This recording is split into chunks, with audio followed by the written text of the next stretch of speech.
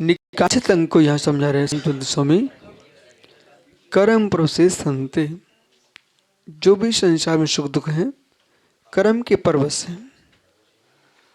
शांति अंत सहित है, नश्वर है। इंद्रिय सुखानुभूति वो भी नश्वर है। शरीर की शक्ति नष्ट होने पर पुनः उसी विषय पर रुचि जाती नहीं। फिर वैराग्य होता व्यक्ति को। अच्छा पेट भर जाए फिर वही सामग्री दिखाओ जो उल्टी होने लगती है।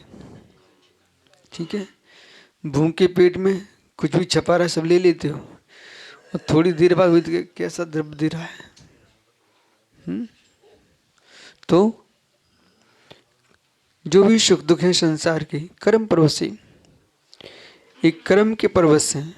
इसलिए न आप परमात्मा पर दृष्टिपात करो, न ईश्वर की ओर निहारो, न कोई दूसरे की ओर निहारो, किसी दूसरे का दोष मत दो।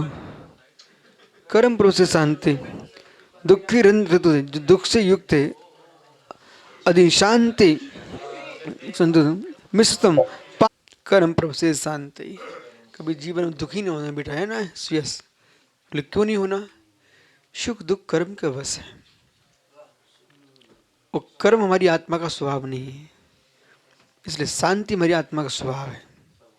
कितनी दिन कैसे आ जाएं, लेकिन चित्त को खिन्न नहीं करना। कर्म परवश ही शांति, कर्म के वश से भगवान की भक्ति खूब करना, लेकिन मांगना मत कि भगवान आपकी भक्ति से हमारी दुकान चल जाए। नहीं, कुछ नहीं। भगवान आपके चरणों में तुच्छ वस्तु में मांगने आऊं?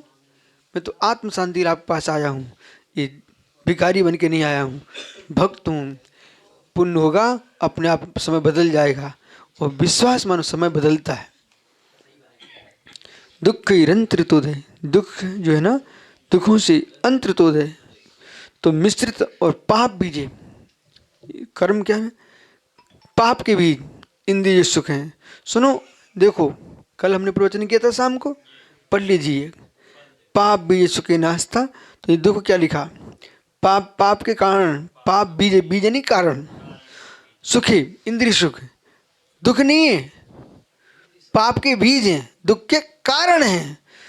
तो इंद्रिय संबंधी सुख में ऐसे अनास्था, इच्छा रहित होना। और इंद्रिय सुख की इच्छा न हो तो कभी आकांक्षा आ ही नहीं सकती। जितनी आकांक्षा है, निकांक्षित अंग का भंग जो होता है इंद्रिय सुख के कारण होता है। तो ऐसे श्रद्धान करना। अनाकांक्षा, वो अनाकांक्षित नाम का अंग है, यानी निकांक्षित नाम का अंग है, ऐसा जानना चाहिए। स्मृता कहलाता है। शेष आगे विचार करेंगे।